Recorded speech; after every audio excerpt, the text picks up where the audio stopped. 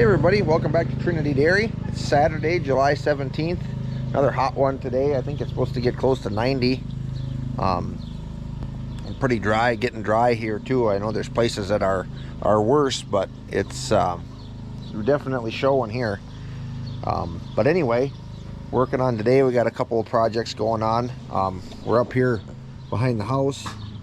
I'm just gonna pour in a little concrete. My brother's gonna today. Just kind of doing a little patio back here, so Jen will probably get some video of that once the concrete truck gets here. And then I've been cutting my grandpa's hay, so been kind of working on that. Paul finished cutting a bunch yesterday. I'm gonna probably put the tedder on the B. Most of it's pretty thin, but there's a couple of low spots that I got piled up with the hay bine. I'm gonna go ted those out, and then I think we're gonna start working on the square baler, see if we can get that going, because I went up and looked at some of our second crop. It's not real tall, but the grasshoppers are starting to move in, so I think we're probably, once I get my grandpa's hay done, I think we're gonna try taking that. So that's what's going on today. We're gonna go down now and see if we get that square baler parked in the shade here somewhere and start taking that apart.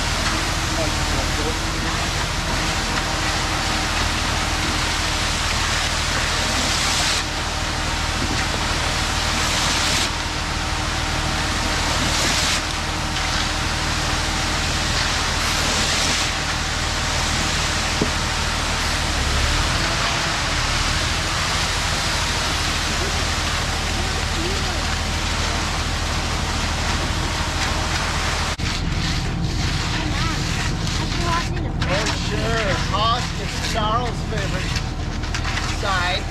Heck yeah, I get the easy side. It's my pour. Is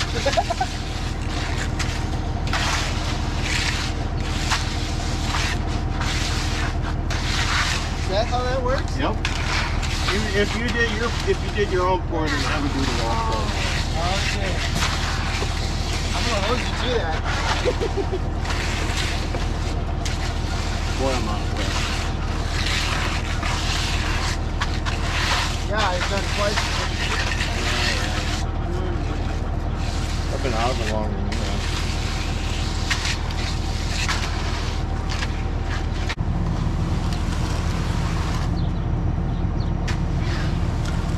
Little low spot there, Ross. Oh, that's nice. Look at that. That's a nice red truck. We'll have to put that in the truck for him.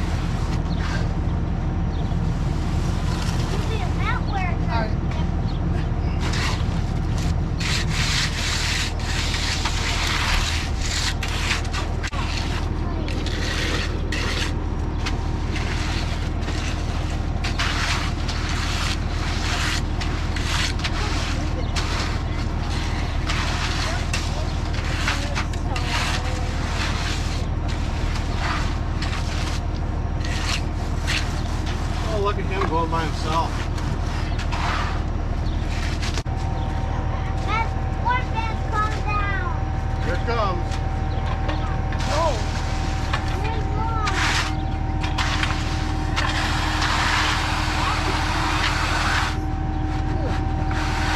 two more.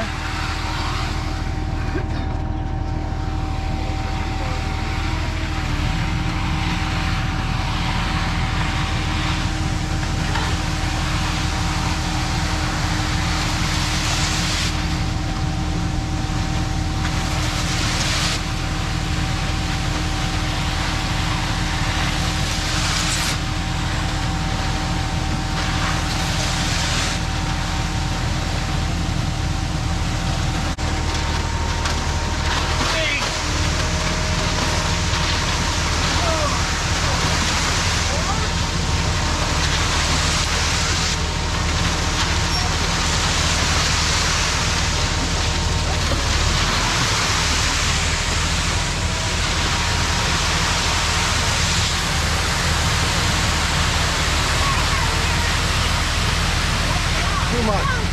Guarantee you.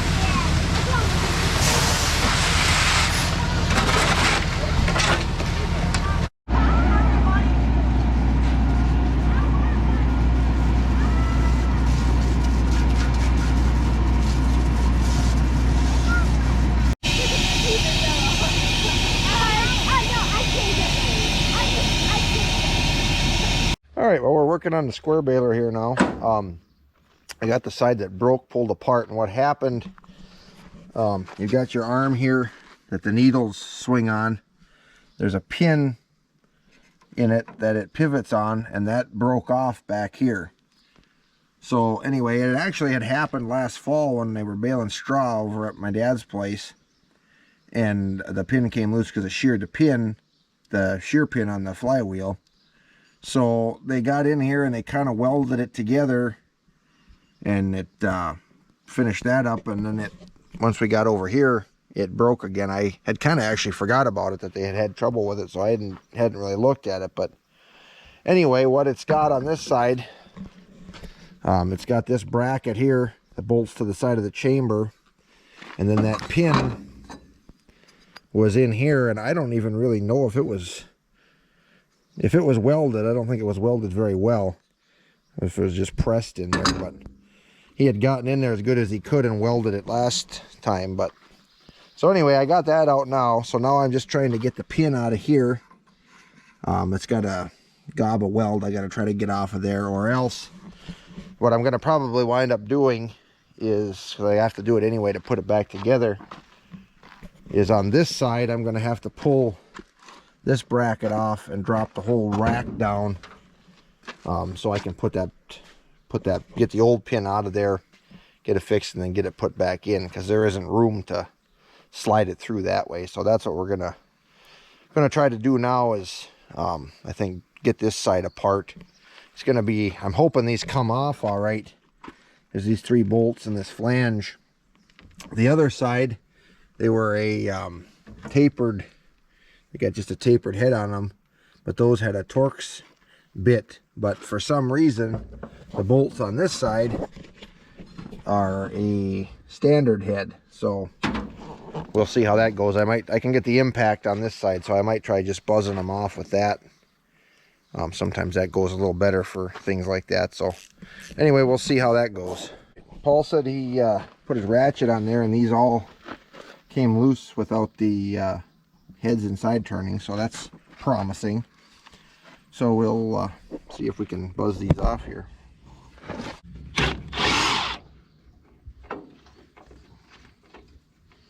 Here's one.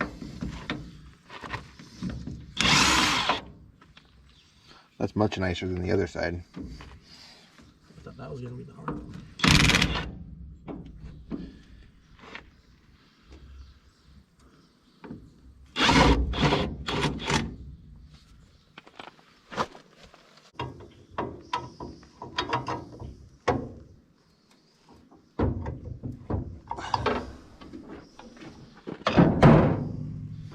All right, you want to lift this side, and I got to pull the bolts out yet.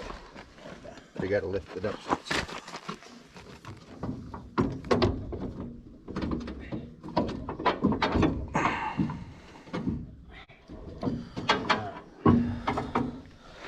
You gonna pull the twines out of them things yet? What's that? You gonna pull the twines out of it yet? Yeah, I didn't. Well, it won't drop down, I suppose, far enough. Well, can we? No, that won't make it.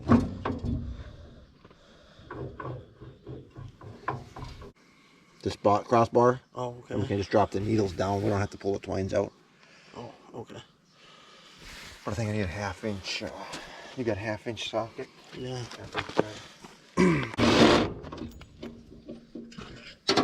What's nice about these screwdrivers, they got a spot on here you can put a wrench on them. Hold them. Oh, really? Oh, that's right. There we go. Oh yeah. Does it swivel on the other side? I think it must be. Doing something. If it bends that, I was gonna say. that's something wrong. It's not swiveling, something is. Alright, now I suppose we better pull them. I should have grabbed a side cutter for these cotter pins. That must survive.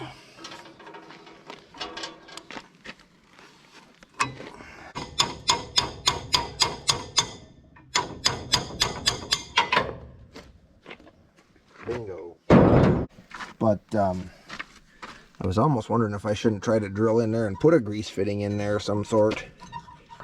Oh, that's where I put that bushing in there. We'll be able to do that yet. I'm not sure. I don't know. I would think you could probably drill through the bushing, but I might have to look into that a little bit. Because I don't know if that's why this broke, if it got too dry and it just twisted it loose, because it's not, Because it was drier. you know, there's this little end here was just into that collar. And that's where they hit it. I don't know where his weld was. Oh, it must have been over here somewhere. Yeah.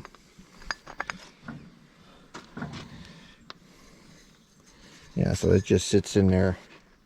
It was just kind of pressed in there. I don't think it was even welded. I suppose if that got dry enough, you said you can't grease it. Well, we'll get this cleaned up and pushed back in there and get it welded back on the inside good. Put it back together. Well, me and Paul here, we were just kind of looking at this. We got looking at the pin on the other side. And I think what happened here is, I don't think that pin was welded in from the factory. I think it was just kind of pressed in there, and it's basically just held this long, because I'll show you the other back side of the other pin underneath here, if I can get under here. Well, you can see, I think you can see pretty decent. You can tell that pin is in that circle there, right in the center. That pin is welded in. And this one, I mean, there's these burn spots here. That's from when they welded it, when it broke last fall. But there's no spatter or anything. So I don't know. I'm kind of wondering, because the pin, put the pin in there.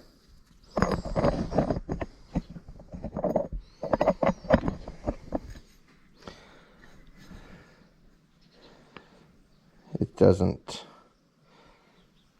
look like it was. So that's kind of what I'm wondering, if that was just pressed in there and never got welded.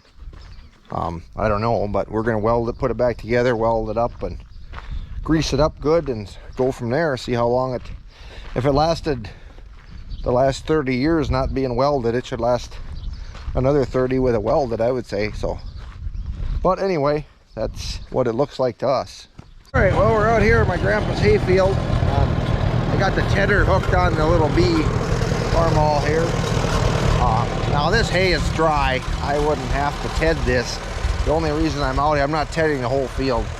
Down in this kind of a low spot here, it was just really heavy, and there's a couple spots where these big clumps that snagged up on the hay bine, and they're kind of tough in there yet anyway, and they clog up on the rake. So I'm just going to kind of run through a couple spots in this valley just to blast them out, and it should be good to go. So we'll get a little bit of footage of the tedder working there and the old B.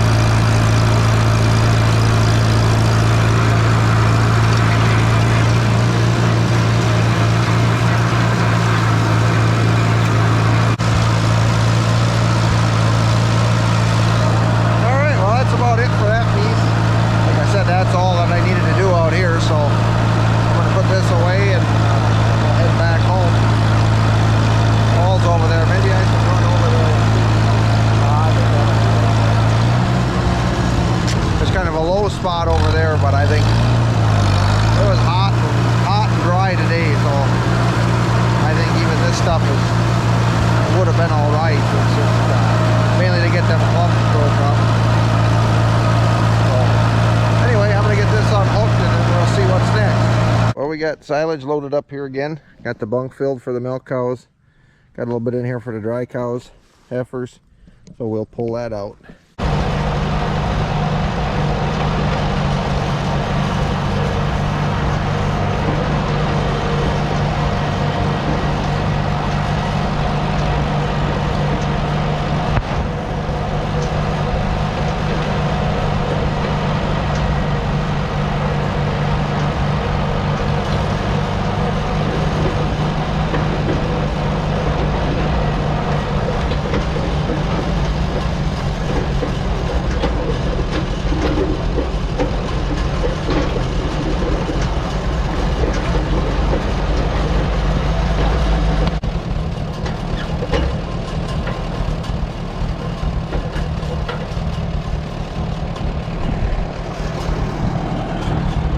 There we go.